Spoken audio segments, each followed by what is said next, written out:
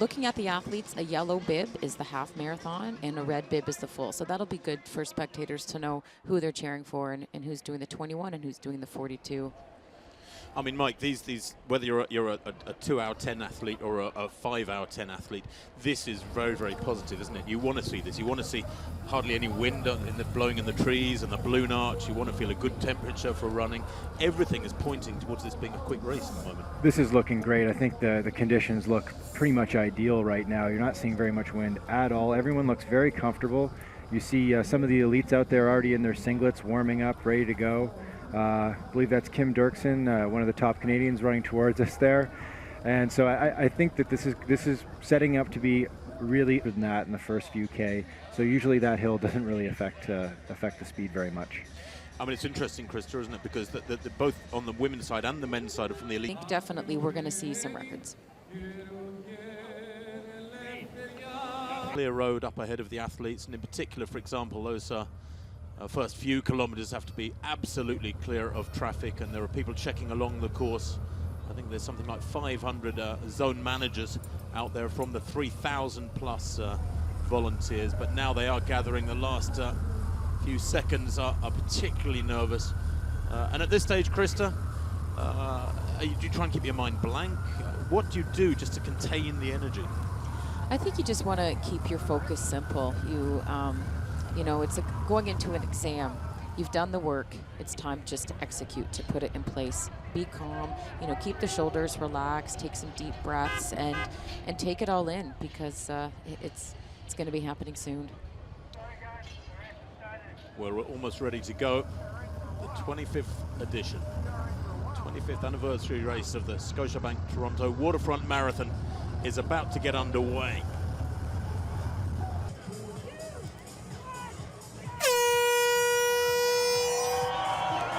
And we are racing in Toronto 2014. How fast will they go through these early kilometers? The pacemakers, of course, and there's plenty of them with different groups having now, what, some 35 years old, I think, or is it 39 years old, of 2:10:09. Half marathon runners and 5K runners mixed in there as well. But these are the people we'll be featuring for much of our coverage, the East Africans. There are 11 men who have broken 2:10 in this race. 5 of them have run under 2:07. And when you think that the course record is 2:07:05 from the recent Chimsa last year, then outline everybody wearing their time. On in 14 months, so her third in 6 months. But, you know, she listens to her body, and she just has to go with that, trust herself, and not doubt what she's able to do. She just has to keep their eye on those jerseys. Well, the lead men have been out on the road now for just over 3 minutes. They should have gone through the first kilometer. And, looking very, very relaxed indeed. Number 51 there, that's Silas Kipruto, one of the pacemakers who is planning to go to around 30K, I think. Yeah, most of the pacemakers usually take you to at least the halfway mark. A few of them will go up to 30. I believe on the women's side, we're going to see some really long pacing duties. Pacemakers, all of them in orange here, just set up the tempo, keep a nice steady rhythm for the elite athletes and who are going to go the whole way. Although they almost went the wrong way there. You can see we've got from Peru, one of the men there is running the half marathon. So he's going to be running the half marathon about the same pace as the lead pack there. It was made clear yesterday at the technical meeting that when he turns left to do the half marathon route, do not follow him. Otherwise, you're going to be going off course and find yourself quite upset. We're just passing this, the funny structure in the background there is the Royal Ontario Museum, and that's kind of one of the more iconic buildings in Toronto. We're just going through the Yorkville neighborhood here, which, if you're familiar with the Toronto International Film Festival, many of the celebrities that come hang out, the George Clooney and Brad Pitt, etc.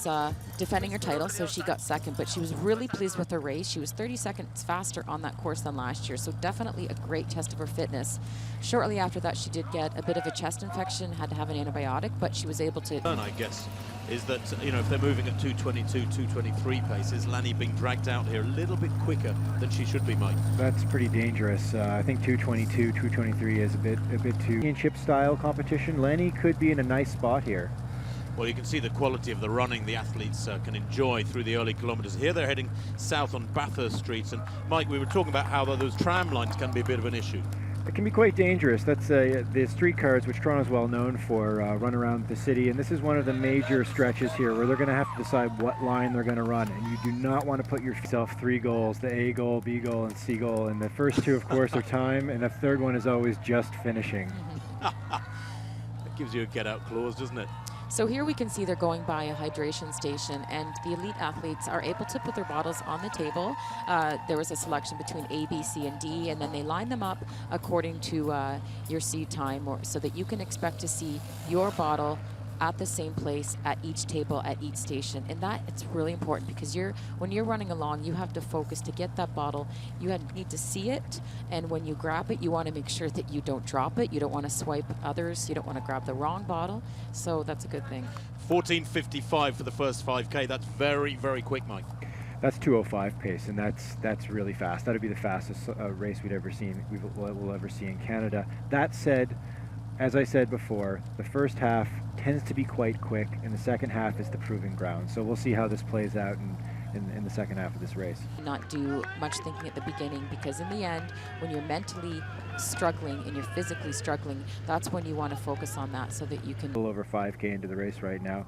But Eric knows what he's doing. He's been at this for a long time. He's a very consistent marathoner. He's checked off a lot of 2:11, 2:12 marathons in the last few years. So his stride works for him. Just a bit. Stop right there. Well, they're moving very, very crisply indeed. If you've just joined us, this pack of lead men, you should certainly mark it down as on your bucket list. It's an astonishing city, beautiful city. And what's this, my 3rd or 4th trip to Toronto, I think, over the years. And I still haven't seen enough of it. Peter Sohm, there, nearest the camera, is an interesting character. He's very much one of the favourites here. He's the fastest man in the race on paper, winning Paris last year, the Kenyan, 24 years old, going for the course record. He said his training's been going incredibly well. He's used exactly the same preparation as he used for Paris last year, although that's now some 18 months ago, Paris being an April race. And Krista, I guess when you find a formula or a template that works, it's very reinforcing and positive. It makes you feel good to be able to repeat that same few months of preparation. Definitely. Marathon training, of course, there's going to be a lot of similarities with other athletes, but you look at yourself, and if it's not broken, don't try to fix it. So definitely being consistent with what works for you, what your recovery time is, your weekly mileage, how your workouts go, whether you like to train on your own or with a group. I think everyone is individual in terms of what works for them, and if it is successful, then you stick with that.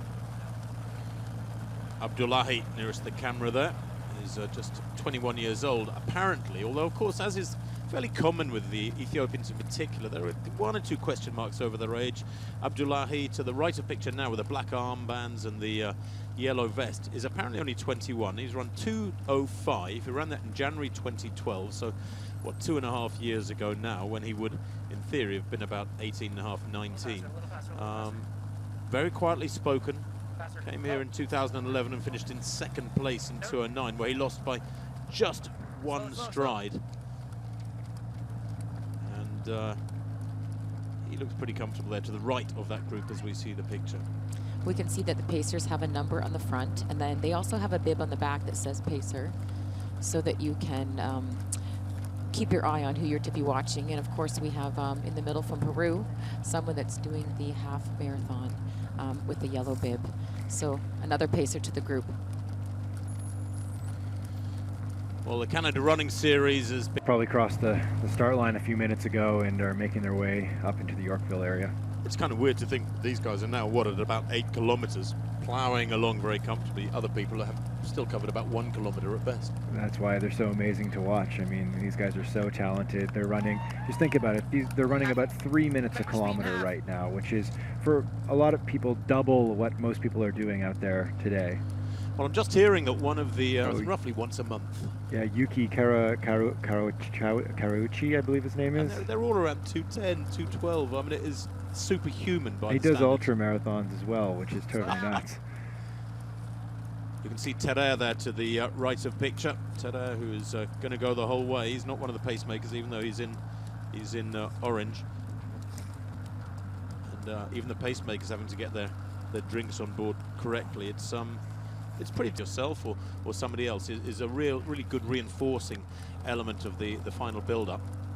The one upside there, I mean, we're not on the shot right now, but to her right was a Canadian runner, Nick Best from Ottawa, who has a marathon bib on, and I don't think he's charged with pacing duties today. So he could be going after something along a 225 to 230 range, so she could have some company in terms of a local runner. Now the athletes have, well, they're at 29 minutes on the clocks. They're approaching 10K here. They're moving along Lakeshore Boulevard West here, running in a westerly direction. If there's much wind, they should be feeling it pretty much in their faces at this point, Mike.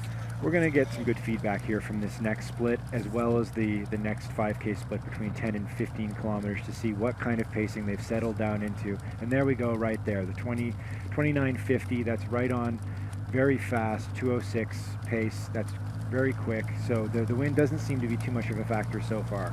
Do you know what is kind of frightening is how perfect the pacing has been? 14:55 at 5K, 29:50 means they've split another 14:55 for the second 5K. Absolutely perfect from the paceness and ability to get down in the low teens today. You know, for Rob, it could be a tough day. It could be another. I'd hope it's a 2:12, 2:13 personal best run for Rob, but it might well be a 2:16, 2:17. Yeah, we're not really sure what we're going to see with Rob. I know you want to have fun in your sport. You want to keep enjoying it. And he was asked to pace Shalane Flanagan a few weeks ago in her attempt to get the U.S. record for the women's marathon. And he did it right up until 41K with Ryan Vale, and really, really helped with that. And he just had a great time. So, you know, some have been a little bit critical in terms of whether he should have not done that or not. But I think he really had fun doing it, and obviously he took that as a pretty big training run. I think right now he's in a good spot because he's got someone to work with. Back to these men. Som there giving, eyeballing this camera bike. Terre right behind him, just bouncing along. He's got a lovely bouncy stride, hasn't he, Terre? One of my dark horses for this race. And if you look at the quality of this field, Mulugete Wami over on the far side in the yellow there, bouncing along as well. There seems to be a lot of positive running going on here. You know, they're at a very, very quick tempo. They're moving inside 2:06 pace, 40 minutes on the clock. They're only a third of the way, less than a third of the way through the race, or just over a third of the way through the race, in fact. But it's all pointing in the right direction at the moment, Krista. Right, this is the point in the race where they just want their body to just settle in, get a good pace, and not think. Some people like to just, you know, look around at the course.